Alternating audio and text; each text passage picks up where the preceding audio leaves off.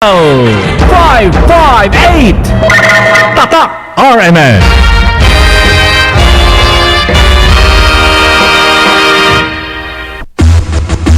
Narito na ang numero unong pagbabalita sa radyo na araw-araw. Pinakikinggan sa Luzon, Visayas at Mindanao. KBP Golden Dove Best News Program. Mula sa Head News Center ng pinakamaraming himpilan at number 1 na radio network ng bayan, RMN. Ito ang numero uno. RMN News Nationwide. RMN News Nationwide. Kasama ang maasahang broadcaster, Buddy Oberas, at ang KBP Golden Dove Best Newscaster, Weng de la Peña. RMN News Nationwide. RMN News Nationwide. Headlines. Ngayong tanghali sa RMN News Nationwide. DSWD nanindigang walang natanggap na ready-to-eat meals mula sa Amerika. Pero investigasyon itutuloy. Akin pong sinisigurado sa madla na wala po kaming nakukuhang donation ng meals ready to eat sa US military. Mga Yolanda survivor posibleng payagang magtrabaho at pansamantalang manirahan sa Amerika. Oh, wow! Nagbigay ng mahigit sa 1.5 million pesos sa pamilya ng 7 Pinoy na namatay sa isang pag-atake sa Yemen. Transport Group nagsorry sa publiko dahil sa hirit na dagdag 2 piso sa minimum na pasahe. Masakit yung ating gagawin dahil nga naghihirap ang ating bansa, hindi namin kagustuhan ito. Balitang Negosyo Regional Forum para sa Cacao Productions isinagawa sa Dipolog. At Balitang World, 15 patay sa sunog sa isang palengke sa China. Buong pansong pagsasarang boses ng balita. RMN News. Ang pinakamalaking mga balita abot sa bawat Pilipino saan man sa bansa. RMN News Nationwide. Mabuhay Pilipinas, tanghali po ng Miyerkules ngayon, December 11, 2013. Ito ang numero unong RMN News Nationwide. Ako si Buddy Oberas. At si Weng de la Peña, tayo ay live na live sa DYRI 774 RMN Iloilo, DYRR 792 RMN Ormoc, DXPR 603 RMN Pagadian at sa DWRS 927 RMN sa Vigan. Live international via Ustream, search RMN Manila, WRMN New York, USA. At sa lahat po natin mga number 1 AM stations sa buong bayan. Kasama posibleng ilagay na Estados Unidos sa temporary protected status ang Pilipinas matapos itong sa lantain ng bagyong Yolanda. Sa ilalim ng Estado, papayagan ng mga Yolanda survivors na magtrabaho at pansamantalang manirahan sa Amerika. Ayon sa Embahada ng Pilipinas dito sa Pilipinas, kagad nilang tinanggap ang rekomendasyon ng US Customs and Immigration Services na inanunsyo noon pong Nobyembre 15. Malakas din nila ang suporta ng Filipino community, US Congress at maging ng mga lider ng Simbahang Katolika sa naturang rekomendasyon. Naniniwalaan nila ang Kongreso ng Amerika na malaki may tutulong nito sa pagbangong muli ng mga Pinoy. Umakyat na sa 5,959 ang kumpirmadong namatay sa pananalasa ng bagyong Yolanda noong November 8. Sa tala ng NDRRMC, 5,605 sa mga ito ay mula sa Region 8, habang nasa 1,779 ang nawawala pa. Umakyat na rin sa 35.54 billion pesos ang halagahon ng pinsala sa agrikultura at infrastruktura. Sa ngayon, halos 12.2 milyong individual ang apektado ng kalamidad sa 44 na lalawigan sa bansa, kung saan meron pong 869,730 families ang sineserbisyuhan sa mga evacuation centers. Patuloy din ang pagpapatayo ng bunk houses para sa mga sinalanta ng bagyo. Itinanggi ni United Nations Representative to the Philippines Bernard Corblat na pinaimbestigahan ni UN Undersecretary General for Humanitarian Affairs and Relief Coordinator Valerie Amos. Ang balitang may mga lugar pa rin sa Visayas ang hindi nabibigyan ng relief goods. Ginawa ni Corblat ang paglilinaw matapos lumabas sa national media Pinaimbestigan nga ni Amos na may mga lugar pang hindi nabibigyan ng tulong. Ayon sa kanya, nagtanong lamang si Amos tungkol dito dahil alam nila kung gaano kalaki at kalawak ang pinsalang iniwan ng bagyong Yolanda. Sinabi pa ng UN representative to the Philippines na nakikita naman daw nila ang pagtutulungan ng bawat isa. Ganyan po ng pamahalaan para maibalik sa normal ang pamumuhay ng mga naapektuhan ng bagyo. Dagdag pa ito na batay sa nilang impormasyon, halos lahat naman ng mga lugar sa Region 8 na hinugupit ng bagyo'y nabigyan na ng tulong. Nagbigay ho ang Overseas Workers Welfare Authority o Administration ng 1.54 million pesos para sa benepisyo ng pamilya ng 7 Filipino health workers na namatay sa pag-atake sa Yemen Defense Ministry. Sinabi ni OWA Administrator Carmelita Dimzon, ang halaga ay para sa death and burial benefits kung saan katumbas ito ng 220,000 kada pamilya. Bukod dito, anya may livelihood assistance din na aabot sa mahigit 100,000 pesos kung saan tig 15,000 pesos ang matatanggap po ng isang pamilya. Ay pa kay Dimzon, maliban pa ito sa scholarship grant sa mga kwalipikadong dependent na mga aktibong miyembro ng OWA. Nabatid na umakyat sa 20 Pinoy ang sugatan matapos ang pag-atake sa Yemen noong Huwebes. Mga kasama, nilinaw ni Department of Social Welfare Development Secretary Dinky Soliman na wala silang natanggap na namang donasyon ng mga ready-to-eat meals mula sa US military.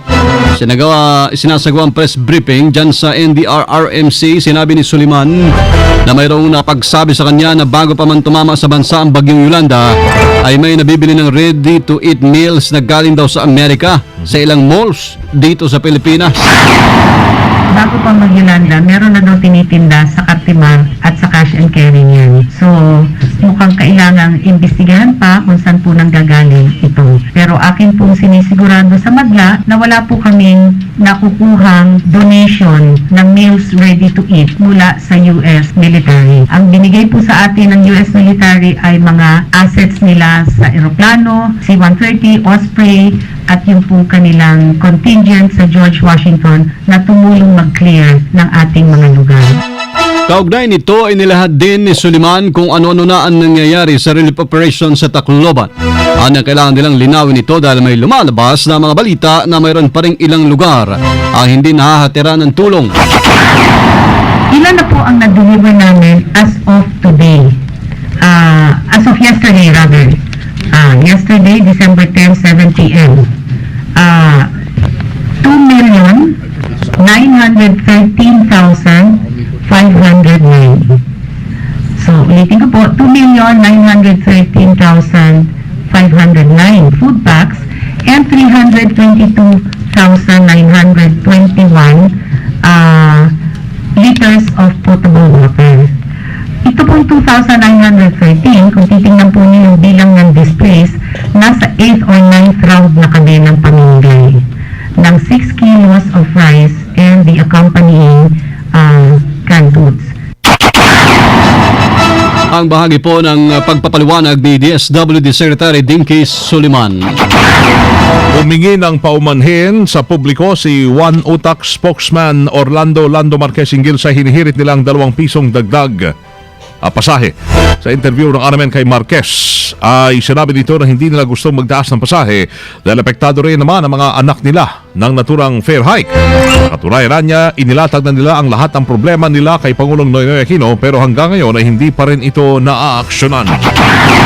Masakit yung ating gagawin dahil nga naghihirap ang ating bansa, hindi namin kagustuhan ito. Inilatag na namin lahat ang aming problema sa Pangulo, nag-usap noong pang 2011 hanggang ngayon. Wala naman na resolba ng ating gobyerno na tinulungan ang transport sector. So kami ay humihingi ng paumanhin sa ating mga kababayan. Bagamat itong ipinil namin na ito, ay ini-expect namin ito na by January na po siguro itong aksyonan. Paliwanag pa ni Marquez na ang 2 pisong idadagdag ho nila sa pamasahe ay yung utang pa ng kumpanya ng langis nung nagbaba ito ng presyo sa kanilang mga produkto. So, yun pong 50 centavos kasi yan po yung utang na ayaw na nilang ibalik dahil nung umabot po ng bumaba noon ng krudo dahil actually naprobahan na po yung 50 centavos na yun. Pinapa-urgent lang namin na ibalik sana ngayon. Ayaw naman nilang ibalik sa amin na dahil voluntary po yung binaba namin yan noon. Wala pong kasulatan. Pero bayad kami yan sa Permatrix sa gobyerno. Si One Utak spokesman Orlando Lando Marquez sa interview ng RMN. Paulong Noy, dapat nang manghimasok sa power sector. Kasama natin sa Balita Live, Conde Bata. RMN Report. Umapela si One Care Party List Representative Michael Angelo Rivera kay Pangulong Aquino na makialam na sa nangyayari ngayon sa power sector na nagresulta ng napakataas na singil sa kuryente. Git dito ni Rivera na interes na ng maraming Pilipino ang nasasangkot rito kaya dapat lamang na manghimasok na si Pinoy.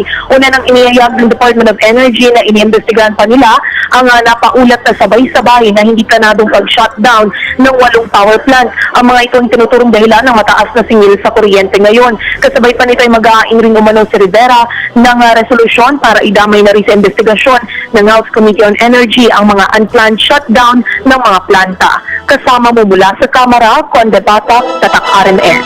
Radyo mo nationwide. Si Secretary Rojas ay no-show sa press con ng National Security Council sa NDRRMC. Kasama natin sa Balita Live si Rhea Mamogay. RMN Report. Na dumating sa isinagalang presko ng National Security Council sa NDRRMC si DILG Secretary Mac Rojas.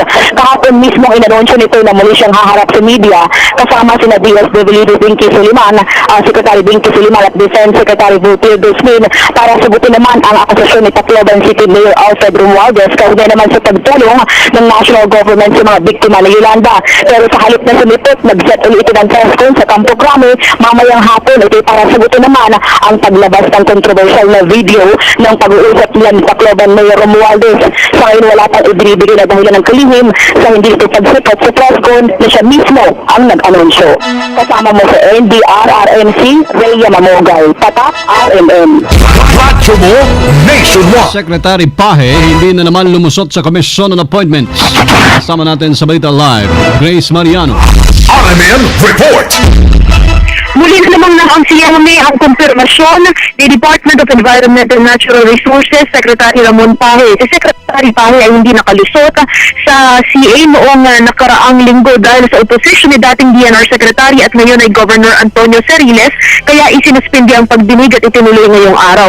Subalit merong iba pang mga nagpahayag ng opposition katulad ni na Elizabeth Carranza na hindi naman nakadalo sa hearing ngayong araw, kaya upang mapakinggan ang makapangyarihang Commission on Appointments ang paring ng oppositor, muling sinuspindi ang hearing. Sa susunod na linggo itutuloy ang CA hearing para sa kumpirmasyon ni Pahe kung saan nangako ang mga tumututol dito na dadalo na sa pagdinig. Kasama mo sa Senado para sa DZXL 558, Grace Mariano, Tatak RMN. Radyo mo nationwide. RMN News Negosyo. Regional Forum para sa Cacao Productions isinagawa sa Dipolog. Kasama natin sa Balitang Business si Mardy Libres ng RMN Dipolog. Naging matagumpay ang ginawang Regional Convergence Forum on Cacao Production na ginawa sa Mibang Hotel ng siyudad ng Dipolog kamakailan. Ayon kay Dipolog City Mayor Evelyn Uy, ang kakao ay isang bagong industriya na dapat pasukin pero kailangang pag-aralan muna kung mayroon bang kapasidad ang siyudad sa Dipolog at lalawigan sa Zamboanga del Norte, lalo na ang hinggil sa mga planting materials at iba pa. Samantala, sinabi ni Uy, mas mabuting mayroong dagdag na pagkakakitaan ng siyudad o probinsya para mapalago ang ekonomiya nito. Nagpaabot naman ang kanyang mensahe si Regional Director Constanzo Alama, OIC Regional Executive Director ng Department of Agriculture o DA, na binasa ni Rinaldo Campomanes, Legal Officer Unit Head Region 9. Umaasa si Mayor Uy na mayroong mamumuhunan na gustong maglagak ng pondo para sa cacao production sa lugar. Kasama mo sa DXDR Dipolog, Mardy Dalugdog Libres, Tatak RMN. RMN News Abroad. Patayang 15 katao habang 5 naman ang nasugatan sa sunog sa isang palengke sa Shenzhen, China, alauna Miyerkules o ng madaling araw. Umaga na nang maapula ang sunog kung saan halos 145 mga bumbero ang nagtulong-tulong para maisalba ang naturang palengke. Napatid na palengke ng Shenzhen ang bagsakan talaga ng mga malalaking produkto sa syudad. Sa ngayon, patuloy din inaalam ng mga otoridad ang sanhi at kabuang danyo sa naturang sunog. live pa rin mga kasama mula po sa RMN News Center, Makati City, Metro, Manila, Philippines. Yung narinig ang numero 1 na RMN News Nationwide. Miyerkules po ng tanghali tayo, December 11, 2013. Panoorin ang naging pagbabalita namin ngayong alas 12 ng tanghali sa YouTube. I-type lamang ang RMN News Nationwide. Thank you Lord, hindi po tayo nagkasama-sama. 14 days to go. Bago ang Pasko. Salamat sa inyo naging panahon sa amin. Kasama nyo ngayong Pasko. Serbisyo Publiko, Badio Oberas. At syempre, Weng de la Peña. Dito pa rin sa tahanan na may pinakamaraming number 1, pinakamaraming himpilan. Ang RMN. Radyo mo nationwide. Pinakamalaking mga balita abot sa bawat Pilipino sa bansa. RMN News Nationwide. Mga kasama, tatak alas 12:17. Haven of Angels Memorial Chapel